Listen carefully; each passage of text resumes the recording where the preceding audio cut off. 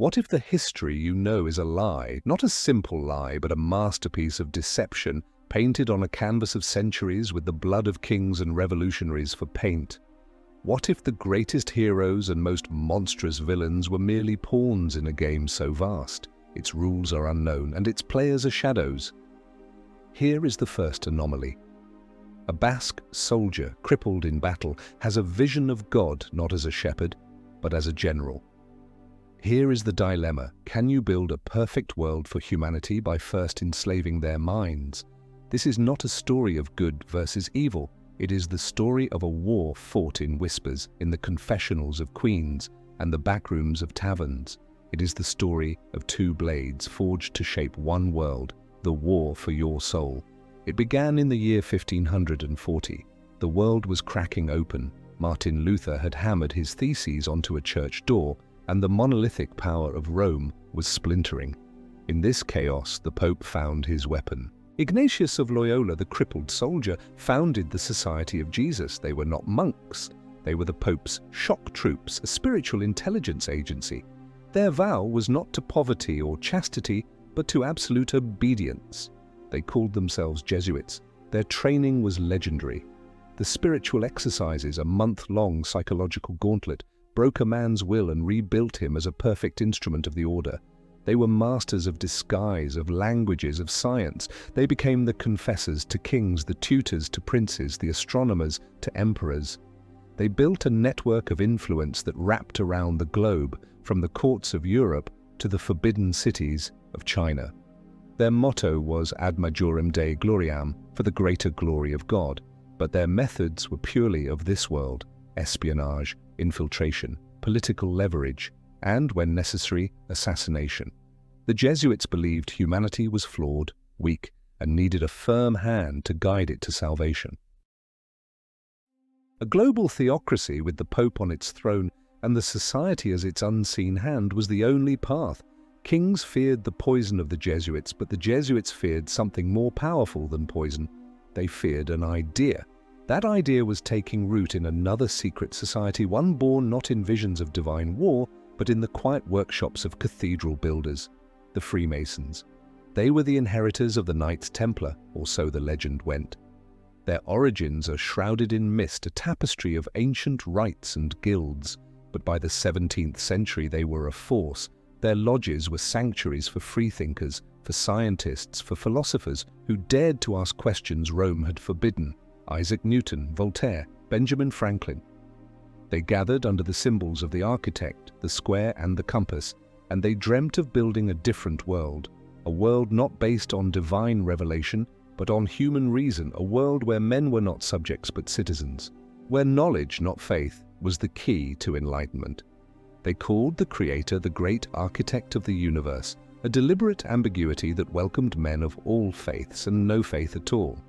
This was their greatest threat to the Jesuit machine. The Jesuits demanded unity through absolute submission. The Masons offered unity through universal brotherhood and individual liberty. It was a clash of two utopias, a disciplined, orderly paradise versus a free, chaotic laboratory of human potential. The battle began in the courts of Europe. In England, Queen Elizabeth I survived countless assassination plots. Were the Jesuits behind them, seeking to place a Catholic monarch on the throne? Her spymaster, Sir Francis Walsingham, certainly thought so. His network of agents, many of them members of early Masonic-style fraternities, fought a brutal shadow war against Jesuit agents slipping into the country disguised as simple priests. In France, King Henry IV, a Protestant who converted to Catholicism to unite his kingdom, was stabbed to death by a Catholic fanatic. The assassin was a lone madman, history tells us. But who fed his madness? Who whispered in his ear that killing a king who preached tolerance was the will of God? The Jesuits were officially expelled from France shortly after. Coincidence? There are no coincidences in this war. The conflict was a cold war fought with hot steel, poison, and whispered lies. Every royal marriage, every treaty, every colonial venture was a move on their global chessboard. Whose side would you be on in a war where there are no good guys, only different levels of lies? The Jesuits educated the elite. Shaping the minds of future kings and ministers from childhood, the Masons recruited the elite, offering them a secret forum to bypass the dogmas of the church and the tyranny of the throne. It was a war for the soul of power itself. They were two blades, sharpened on the stone of ideology, destined to carve up the world between them. And the world would bleed.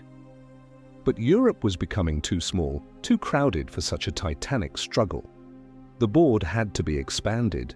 The war, like the ambitions of the men who fought it, needed new territory, a fresh canvas, a new world. So who would you trust with the world's future? The disciplined soldier of God promising order at the cost of your will, or the enlightened philosopher offering freedom at the risk of chaos? Let us know what you think. Write your choice in the comments below, soldier or philosopher. Let's see which shadow is longer.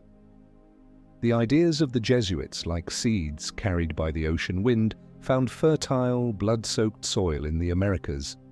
In the jungles of what is now Paraguay, they conducted one of the most audacious social experiments in human history, the Jesuit reductions. These were not mere missions. They were theocratic city-states populated by hundreds of thousands of Guarani natives, ruled by a handful of black-robed priests. Officially, it was a utopia. The Jesuits protected the natives from the greed of Spanish and Portuguese slavers. They taught them agriculture, music, architecture. Unofficially, it was a proto-communist state built on absolute obedience. The natives had no property. Their lives were regimented from dawn to dusk. They were trained not just in prayer, but in military tactics. They were armed.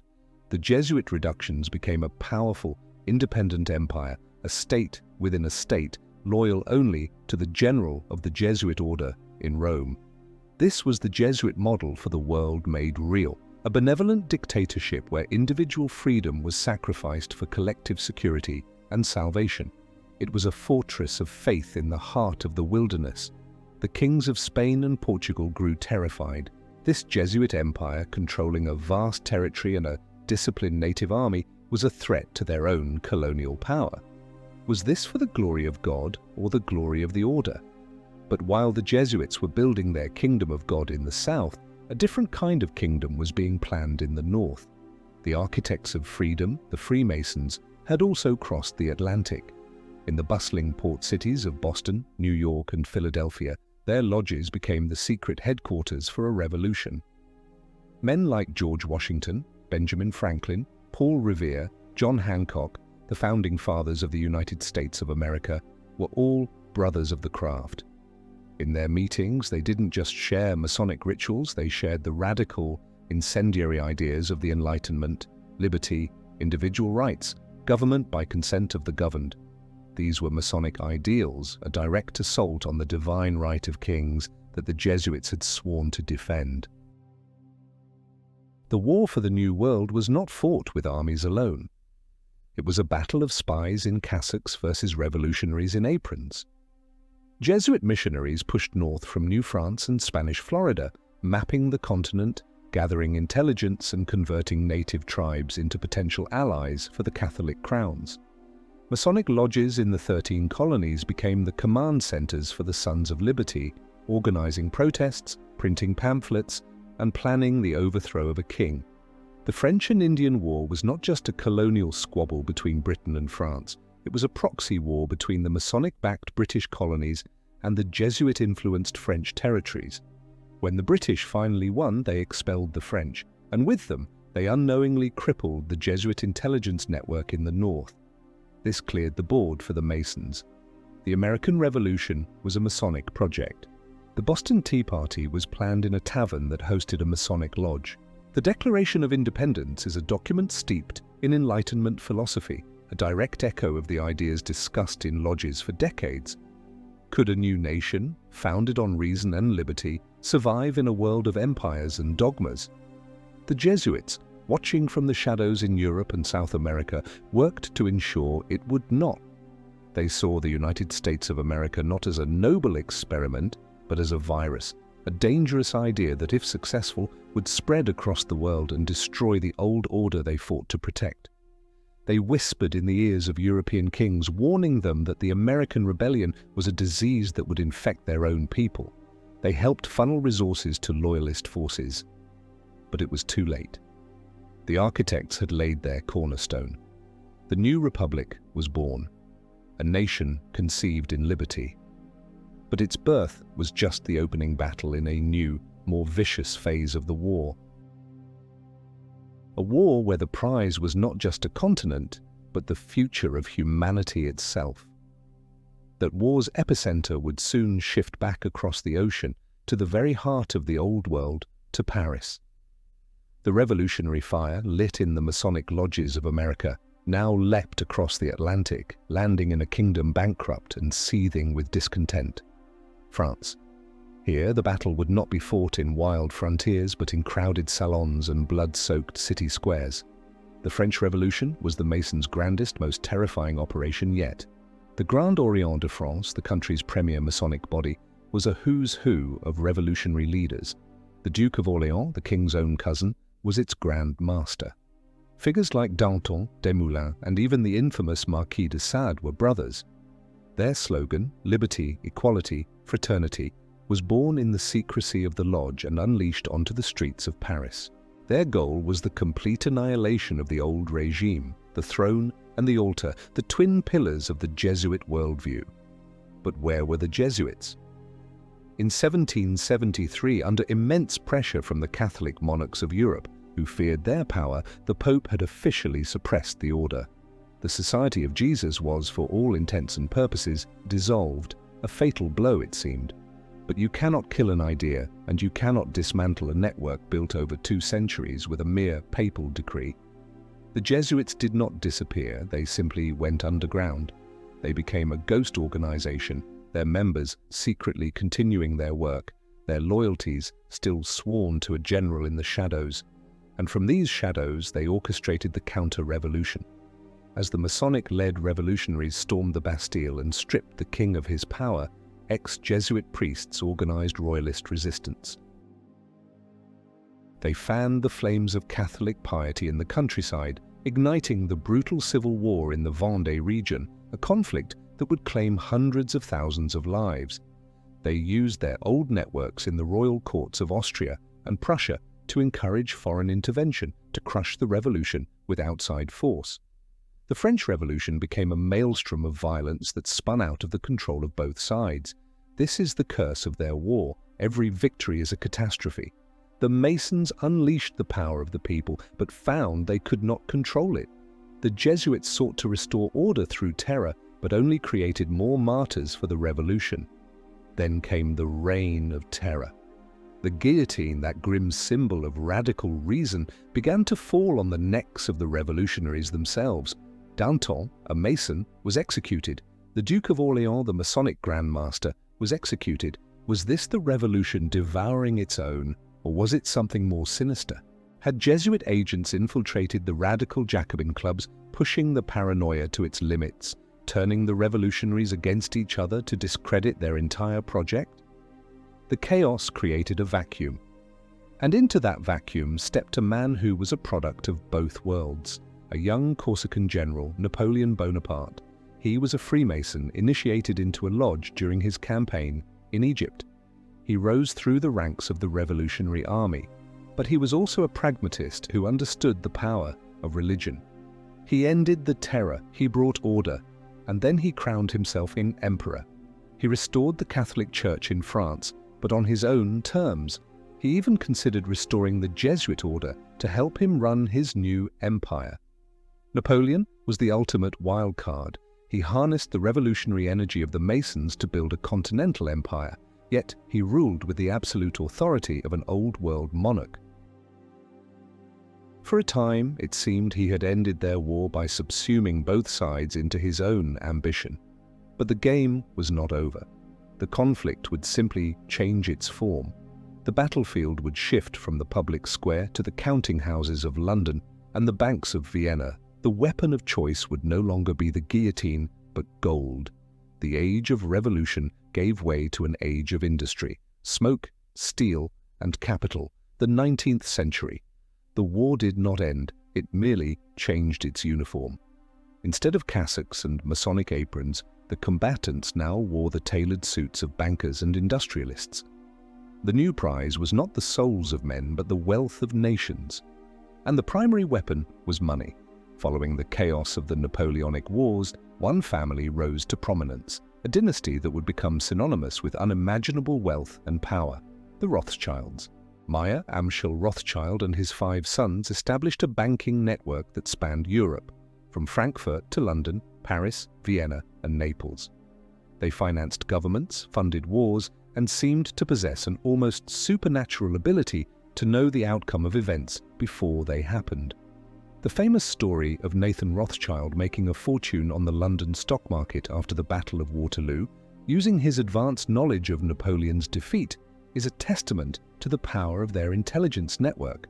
Were they simply brilliant financiers, or were they agents in the great game? Some researchers point to alleged Masonic connections, suggesting their financial empire was a key tool for the Brotherhood to exert control over the newly industrializing world. A global financial system based in the Masonic stronghold of London could control kings and parliaments more effectively than any army. The Masons were at the heart of the British Empire. The lodges of London and the new industrial cities of Manchester and Liverpool were filled with the men building this new world: engineers, inventors, merchants, and colonial administrators. They saw industry, free trade, and colonial expansion as the purest expression of enlightened progress, spreading civilization and their influence across the globe. But the Jesuits, officially restored by the Pope in 1814, were not idle. They had lost the battle for the minds of revolutionaries, so they sought to control the masters of capital. They couldn't beat the new financial system, so they infiltrated it. From their bases in continental Europe, in Rome, Vienna, and southern Germany, they cultivated their own network of bankers and aristocrats loyal to the old order. They presented themselves as the defenders of tradition against the soulless, godless materialism of the Anglo-American industrial machine. This financial Cold War manifested in the great colonial projects of the era. The British, with Masonic figures like Cecil Rhodes, pushed into Africa, driven by a quasi-mystical belief in the destiny of the Anglo-Saxon race. The French, their government still rife with Masonic influence, competed with them for territory and resources. In response, Catholic powers like Belgium, under King Leopold, whose brutal regime in the Congo was blessed by the Church, carved out their own empires. Even the Opium Wars in China can be seen through this lens. The British East India Company, whose administration was heavily Masonic, forced opium on the Chinese population to correct a trade imbalance. It was a move of pure economic pragmatism, a demonstration of the new, ruthless logic of capital. The Jesuits, who had been in China for centuries, saw this as an assault by the godless merchants of the West, destroying an ancient civilization for profit. Behind every stock market crash, every industrial strike, every assassination of a banker or inventor, the hand of one side or the other could be suspected.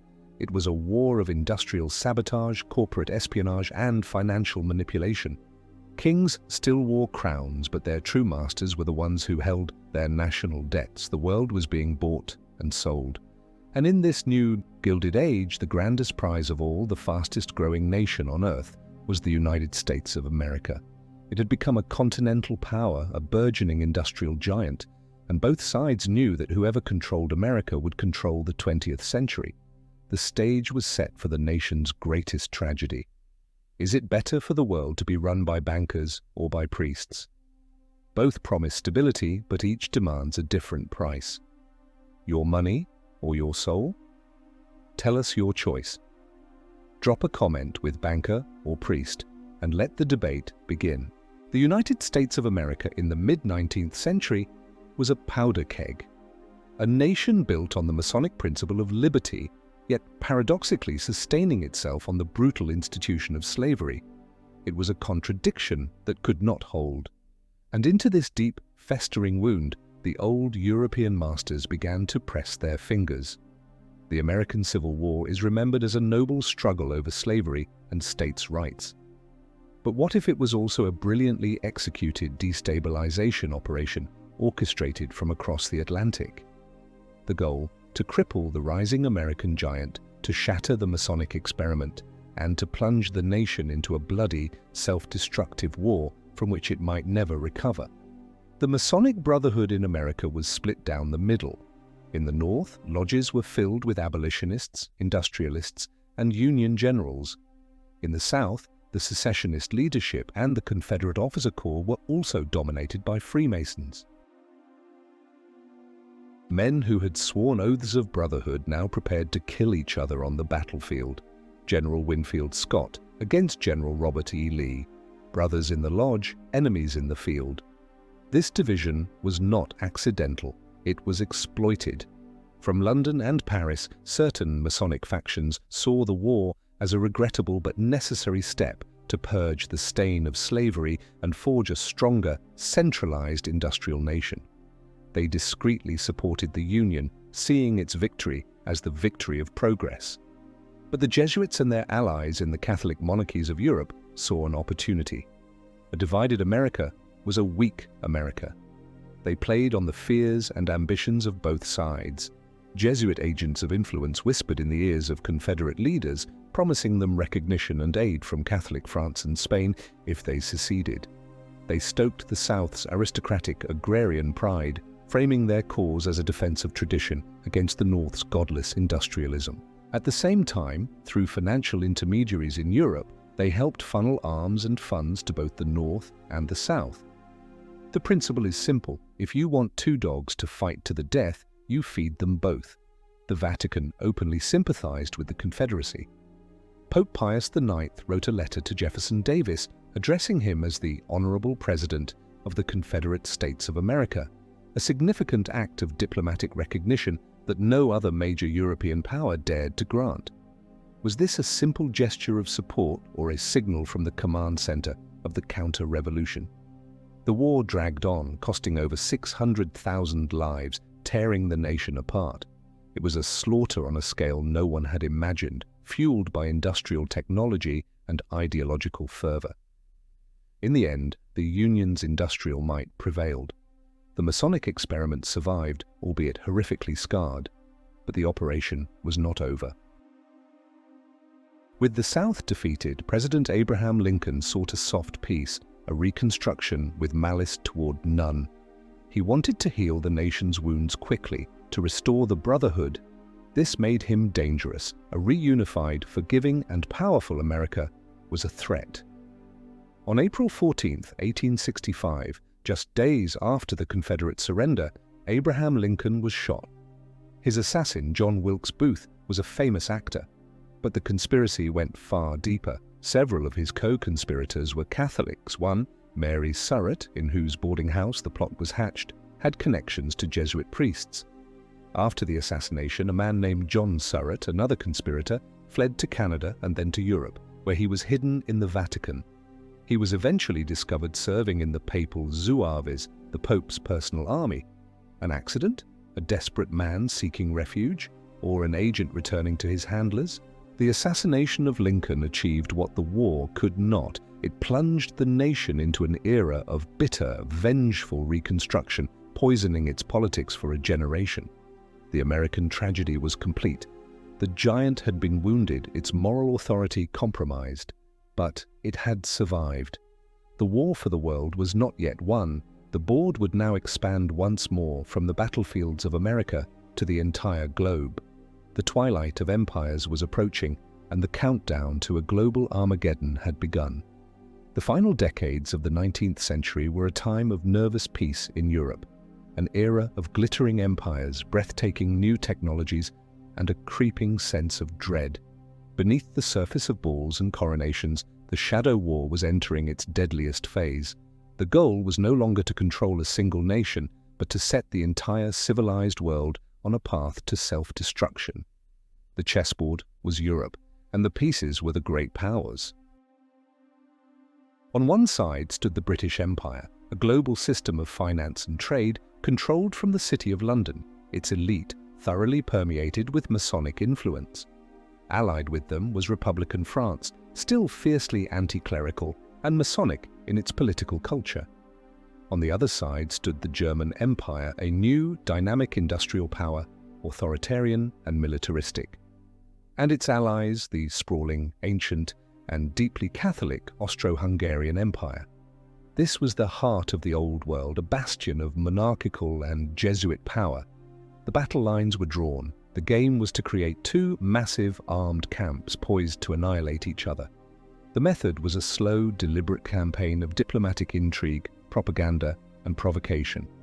The Masonic-influenced press in London and Paris portrayed Germany as a barbaric, aggressive menace to civilization. The Catholic, conservative press in Germany and Austria painted Britain as a greedy, hypocritical empire of shopkeepers, and France as a decadent, atheistic republic. An arms race, unprecedented in human history, was encouraged on both sides. New technologies, machine guns, dreadnoughts, submarines, poison gas, were developed not just for defense, but with an eye toward a final, decisive conflict. The war was sold to the public as a glorious adventure, a necessary test of national virility. But it was a trap. The true architects of the coming war operated through a web of secret societies, intelligence agencies, and terrorist groups. In the Balkans, the powder keg of Europe, nationalist movements like the Black Hand were cultivated and funded. These groups, ostensibly fighting for national liberation from the Ottoman and Austro-Hungarian empires, became the perfect pawns. They could be used to create an incident, a spark that would ignite the entire continent.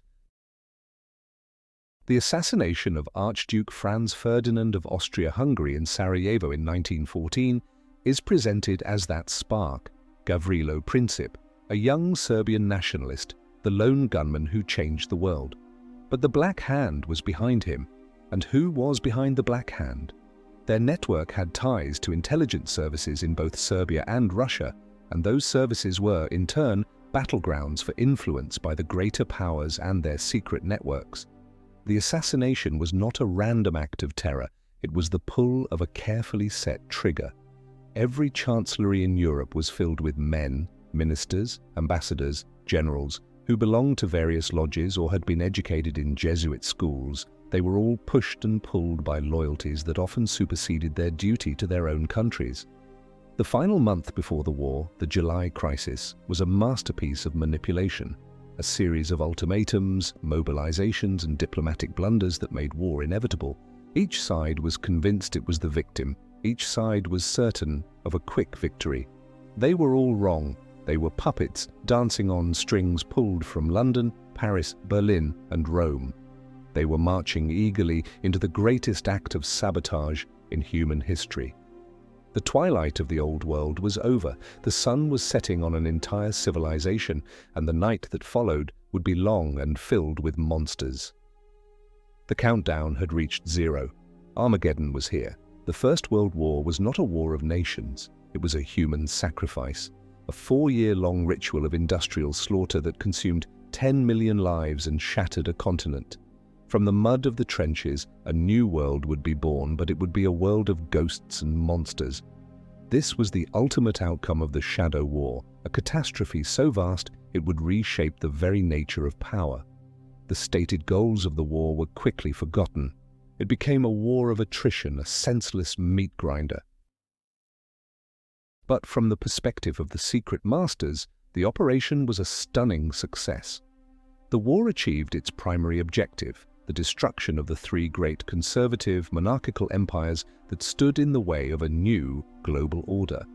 The Ottoman Empire was dismantled, the Austro-Hungarian Empire, the last bastion of the Holy Roman Empire, and a key center of Jesuit influence, was shattered into a dozen pieces.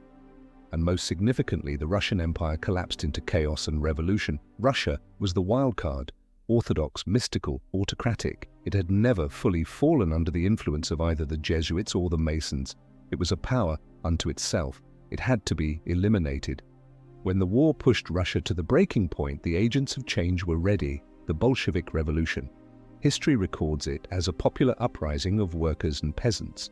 The reality is more complex. The German High Command, in a desperate bid to knock Russia out of the war, famously shipped Vladimir Lenin in a sealed train to St. Petersburg, a calculated risk. But who financed Lenin and his small band of revolutionaries? Evidence points to a network of international financiers. Jacob Schiff, a powerful Wall Street banker, allegedly funneled millions to the Bolsheviks through his connections in Scandinavia. Why would a capitalist banker finance a communist revolution? Because the goal wasn't to build a workers' paradise. The goal was to destroy the old Russia and replace it with a new regime, one that could be controlled or, at the very least, contained. The Masons saw it as a way to eliminate a rival empire. The Jesuits saw the atheistic, brutal nature of communism as the ultimate enemy, a monster they could use to frighten the world back toward faith and order. The plan, as always, backfired. The communist monster broke its chains. The Soviet Union became a new, unpredictable, and terrifyingly powerful force on the world stage. From the ashes of the Great War, another monster was born. In Italy and Germany, demagogues rose to power by promising to restore national pride and fight the communist threat. Benito Mussolini and Adolf Hitler. Fascism and Nazism were reactions to the chaos and humiliation of the post-war world. They were violent, nationalistic, and anti-communist, and for that reason, they were secretly supported by factions on both sides of the Shadow War. Certain industrial and financial circles in Britain and America, many with Masonic ties, saw Hitler as a useful bulwark against Stalin's Soviet Union. They quietly funded his rise to power, hoping he would contain the communist threat.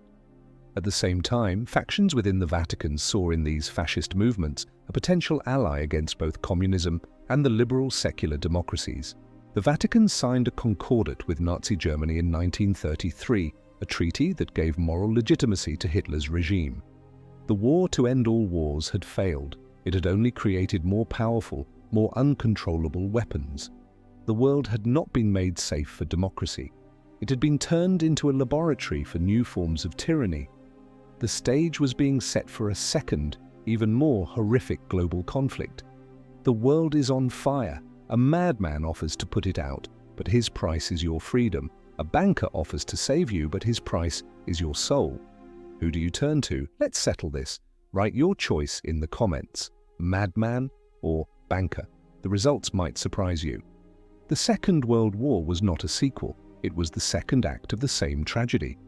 The new players, Hitler, Stalin, Roosevelt, Churchill, believed they were masters of their own destiny, fighting for the future of humanity. In reality, they were pieces in a multi-dimensional chess game, their moves often guided by forces they did not understand. The Nazi leadership was a bizarre cocktail of brutal pragmatism and occult delusion. Men like Heinrich Himmler were obsessed with esoteric lore, searching for the Holy Grail and attempting to resurrect ancient Aryan rituals. This occultism was not just madness, it was a spiritual vacuum. Having rejected both traditional Christianity and enlightened reason, they sought power in darker, more primitive forces. This made them susceptible. It provided a back channel, a common language of symbols and secret knowledge that could be used by outside influences. Were there contacts between the Nazi occultists and other secret societies? The line between history and legend blurs here, but the questions remain. The Vatican's role during the war is one of the most controversial topics of the 20th century. Pope Pius XII remained publicly silent in the face of the Holocaust. But behind the scenes, the Vatican was a hornet's nest of intrigue. The Pope's intelligence services maintained secret channels of communication with all sides, including the Nazis. Was this a pragmatic effort to protect the Church and save who they could? Or was it something more? Vatican-run ratlines helped thousands of Nazi war criminals, including monsters like Adolf Eichmann and Josef Mengele, escape justice after the war, providing them with false papers and passage to South America. Why save the architects of the Holocaust? Were they being preserved as assets for a future struggle against the new enemy, Soviet communism? Across the Channel, in Great Britain, and across the ocean, in the United States of America, the Masonic elite rallied their nations for a war against tyranny. Winston Churchill, a Freemason, became Britain's defiant bulldog. Franklin D. Roosevelt, also a Mason, slowly steered a reluctant America toward intervention. For them, the war was a clear crusade, a fight for freedom and democracy against a totalitarian evil. But even here, the lines were blurry. The world's great intelligence agencies, the German Abwehr, the British MI6, the American Office of Strategic Services, the forerunner to the Central Intelligence Agency, and the Soviet NKVD were not monolithic entities. They were riddled with double and triple agents, men whose ultimate loyalties were not to their countries but to older, more powerful organizations. Kim Philby, the infamous British spy who worked for the Soviets, is the classic example. But for whom were the Soviets themselves working? Was the ideological struggle between communism and capitalism the real conflict? Or was it just a puppet show, a convenient drama to distract the world, while the real war, the ancient war, continued in the shadows?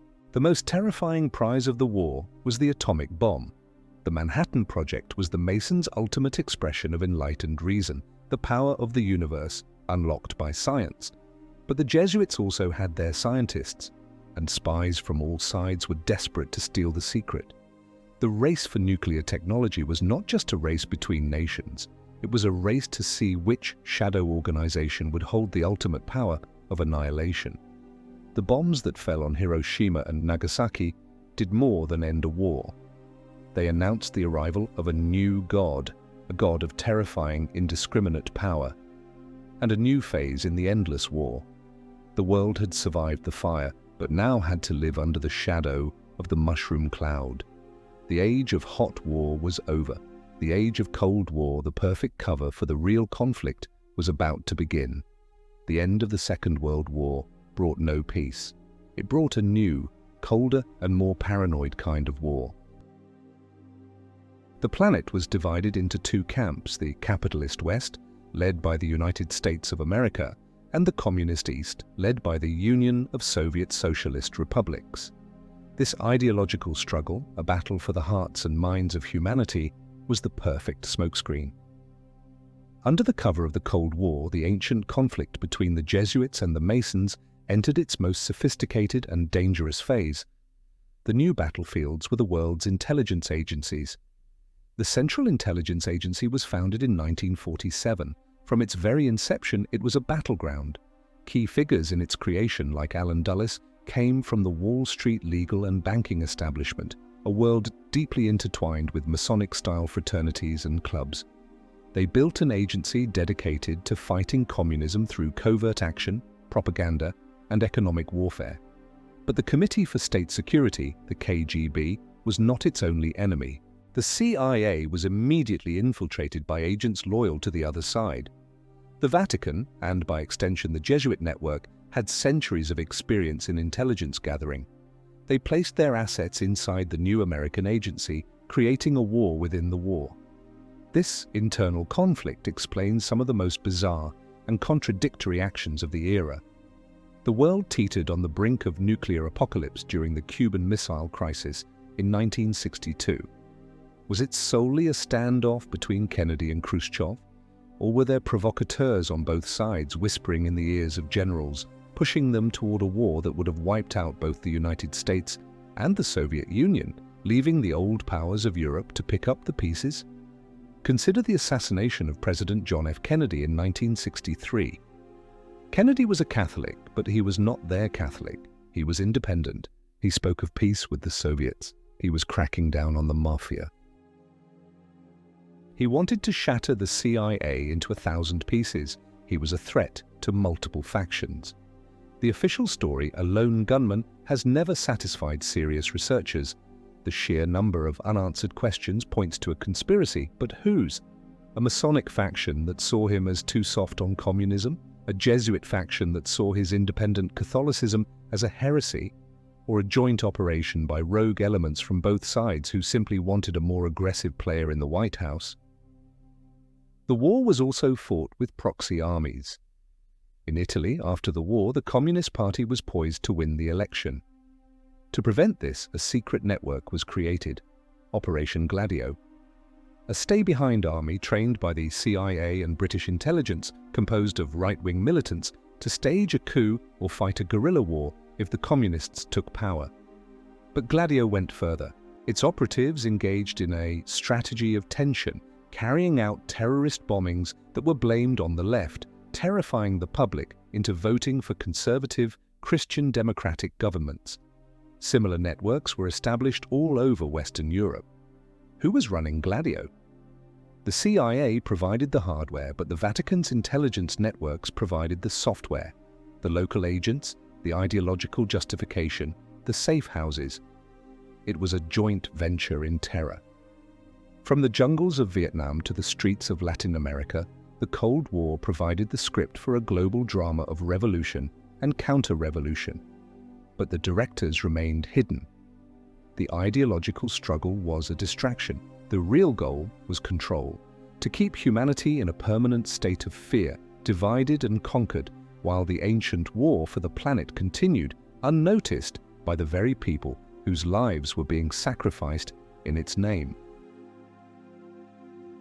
The fall of the Berlin Wall in 1989 was supposed to be the end of it all. The end of the Cold War, the end of history.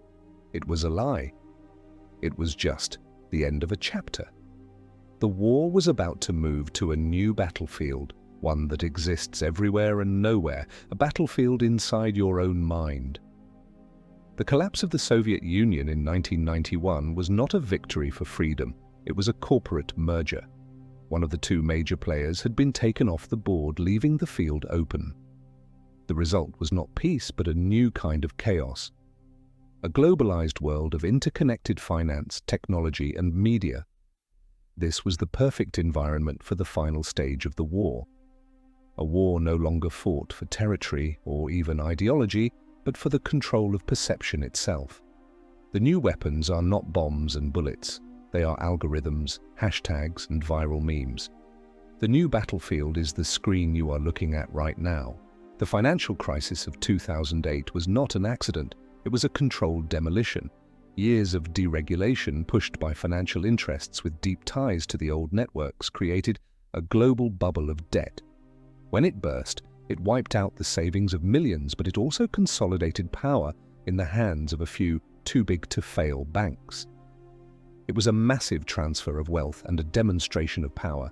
He who controls the debt controls the world. The color revolutions that swept across Eastern Europe and the Middle East were presented as spontaneous uprisings for democracy. Many were fueled by genuine popular anger, but they were also expertly managed and amplified using new technologies.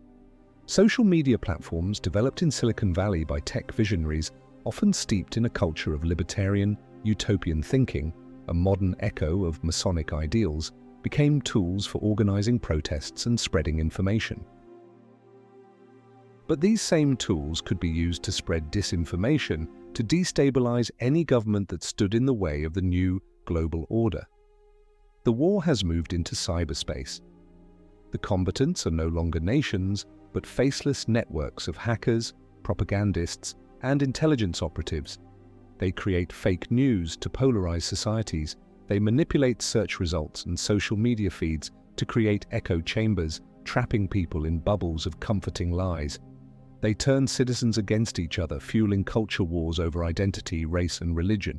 The goal is no longer to convince you of a single truth, either the Jesuit truth of God's order or the Masonic truth of human reason. The goal is to destroy the very concept of truth, to create a state of total, controlled chaos where you are so overwhelmed by conflicting information that you no longer believe in anything. Apathy is the new obedience. In this state of confusion, you will accept any solution offered as long as it promises safety and certainty. The two ancient philosophies have reached their terrible endgame. The Jesuit model of top-down control through a single, absolute truth and the Masonic model of decentralized influence through a web of knowledge have merged. The network is the new church. The algorithm is the new God. They are no longer hiding. They have simply convinced you that they do not exist. The war is not coming. It is here. It is not fought in secret lodges or Vatican cellars. It is fought behind your eyes. Every time you scroll, every time you click, every time you share, you are choosing a side, even when you do not know it. The greatest trick the devil ever pulled was not convincing the world he didn't exist. It was convincing you that you have a choice. This is the final question. In a world where all information is a weapon and all truth is a lie, who do you become? The cynic who believes nothing, or the fanatic who believes everything? Perhaps the only winning move is not to play. But can you really afford to do that?